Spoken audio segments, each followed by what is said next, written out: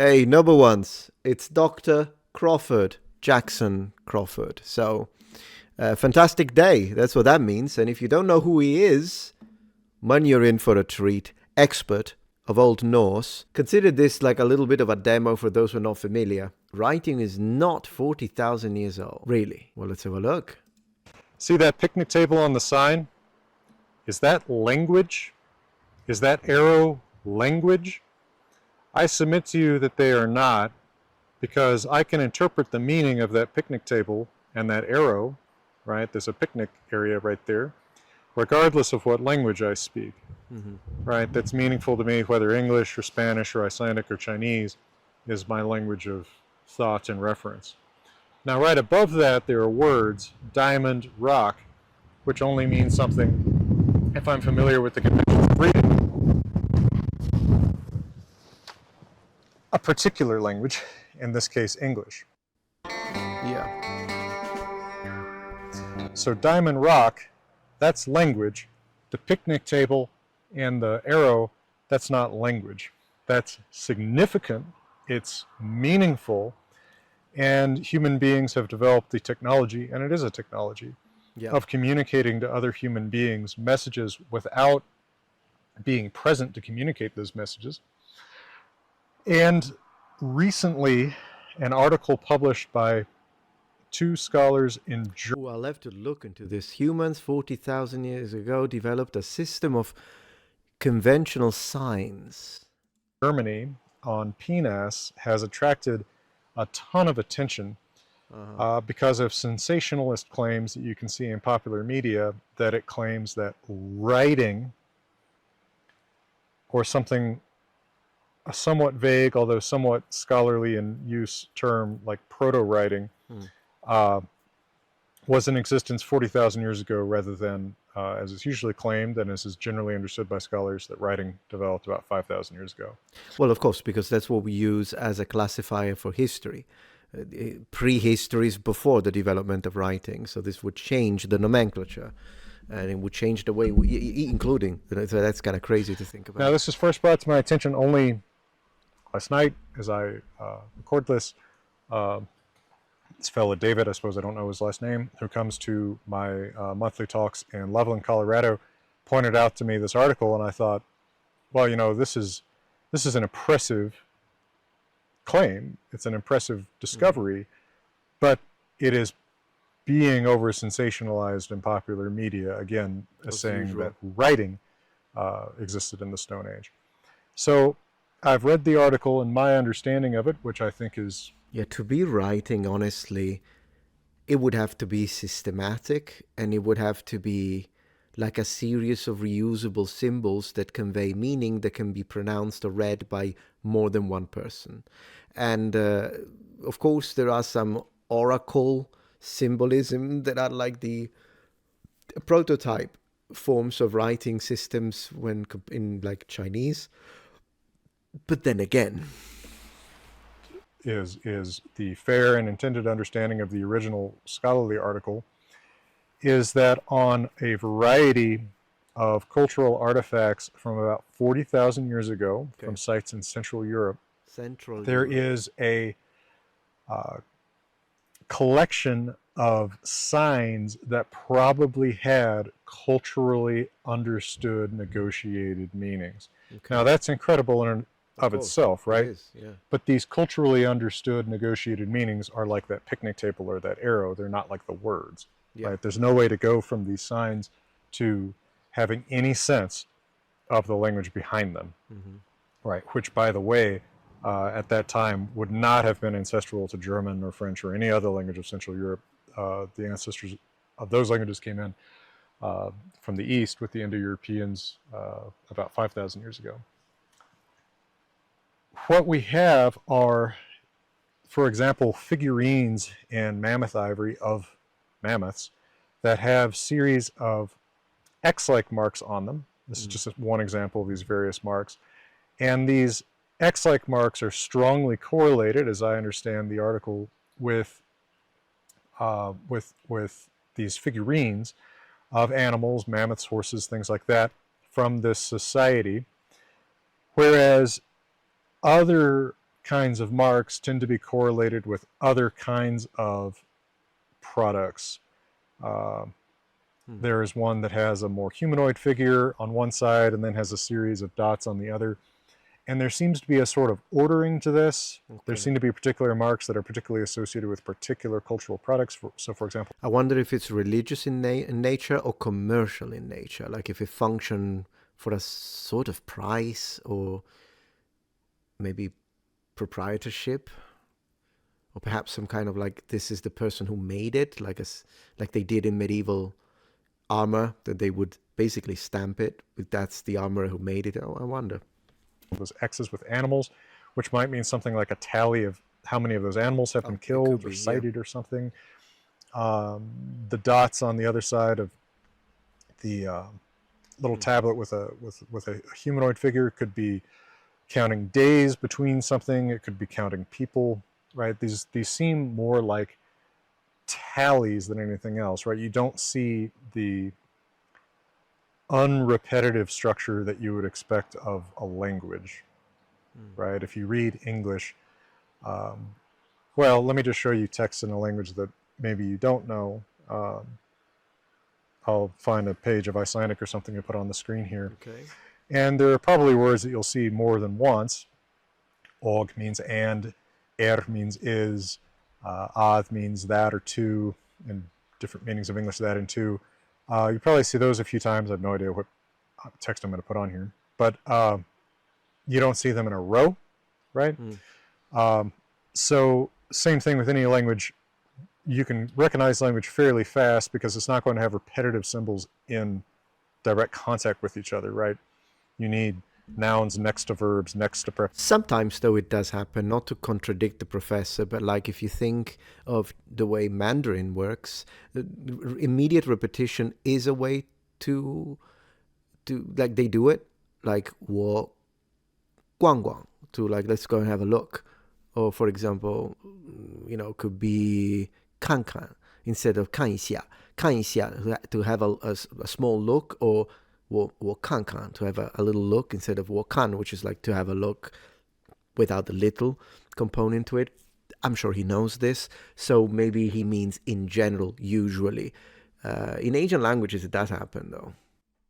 Positions and things like that, and you don't get that kind of arrangement of signs in these Stone Age artifacts. Okay. You do get a pattern that apparently is not pure repetition, right? Not everything is just a big long sequence of all the same sign. Of course. So there's potentially something a lot like a tally going on there, right? Like I saw X many of this animal, killed X many of that animal, something like that. And that's getting fairly close to what could be fairly called proto-writing in the scholarly sense. For example, the proto-cuneiform signs, which the authors make comparison to from the city of Uruk, and what would become Sumerian, maybe was already Sumeria, but we don't know that it was Sumeria because they're not writing Sumerian. They have particular signs for particular products, and then they have particular signs for the numerals, right? They're tallying beer and sheep and barley and things like that in these proto-cuneiform tablets. This could be something like that, which represents a great conceptual leap. Yeah. Right? Someone is saying this mark represents mammoth or whatever, right? This mark represents, one mammoth. This mark represents 5, and maybe they've even made the leap of saying, it's not just that 5 marks of 1 mean 5, but there's like a tally that actually means the number 5. Hard to say. Maybe that could actually be deciphered, but it won't give any clue as to what these people were speaking, right? We don't get a sentence in their language from this, just like from that picnic table, we don't get a sentence in English, right? It's a bit ideographic, I guess, like ancient Egyptian hieroglyphics, and without the Rosetta Stone, we would have never had a single clue. But it is a form of writing, and when you look at a character in Mandarin or in Japanese in isolation, without any training, you wouldn't have a clue what it sounds like either, but it still is, of course, language. I wonder where we can make the distinction there. You could read from it, picnic table is nearby, or something like that, but that's not what it says. Of It is course. just an indication from afar, uh, as it were, from one speaker to another of what is there. Yeah. And of course, it's really remarkable to see this indication from 40,000 years ago that people are already Absolutely. thinking this conceptually, right? They're already thinking about how to make records, something that no other animal does, to my knowledge. But we exaggerate when we call it writing, and we I agree. undersell the miracle that writing really is, right? It's not an obvious thing to do. Yeah, I think complex writing requires an intricate civilization. And I know that the word civilization has been abandoned by archaeologists these days. I don't care. I love it. I'll use it until I'm dead. But I do think it requires a certain level of sophistication, whether it be first and foremost economic, because you have to have surplus, and then in order to be able to have even time to do this. And then once you have that economic surplus, which is usually connected to either you being an extremely successful hunter-gathering tribe, or you're successful at military operations. And so once you have these hunting, gathering, military, and economic, and of course you add religious, because that usually connects with early types of governance. They're usually interconnected with religion anyways, and aristocracy. Then that's when you have the ingredients for true writing to be born. To take what you produce with your mouth and to reproduce that in such a way that another person can read the exact words you used, Yeah. right? I couldn't have come up with that. We take it for granted just because every True. idiot that we know can do it today, but they know they can do it because someone else came up with it, Yeah. right? Writing really is a remarkable invention, and we should be respectful of those who we know developed writing independently. Yes. The Sumerians, probably the Egyptians, the Chinese, Mesoamericans, potentially people on Easter Island, all independently came to the conception of writing.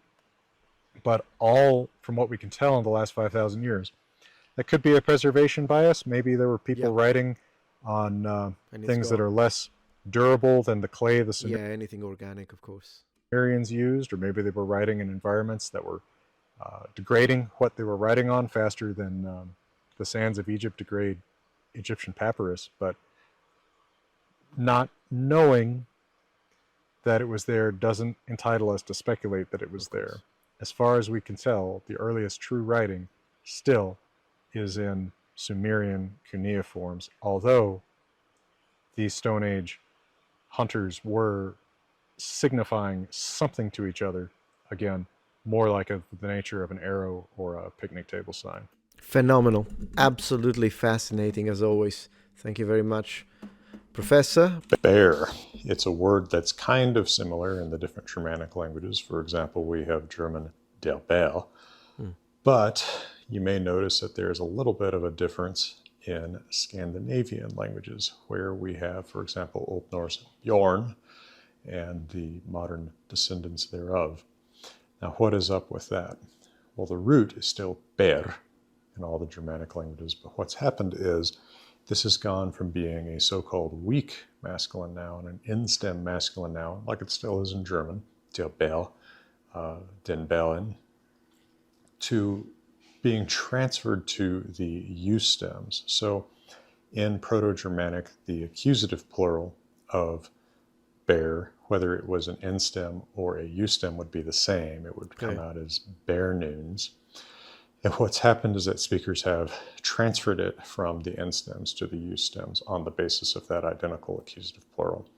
That may sound like a thin basis on which to make that transfer, but in fact, it's actually not that unusual for nouns to be transferred out of the end stems, but keep the n at the end as a new part of the root in especially Scandinavian languages and English. Another word this happens to, although it's moved to the a stems instead of the u stems, is raven. Compare German der Rabe, den Raben.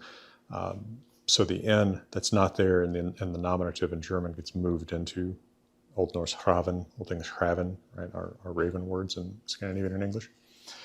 Anyway, Once it's become a U stem, the new nominative singular is bear news, and that U is going to mutate, is going to so-called break the E in the preceding syllable. This is the exact same thing that happens to the word earth. It goes from erthu to jorth in Wow. Old Norse because of that following U and the breaking. That Sounds amazing. I love the sound of Old Norse. Really, really good. it causes on the preceding E. So you get Bjorn out of what was originally a word very much like English bear or German bow. Now, where does bear come from in the first place? Proto-Nord?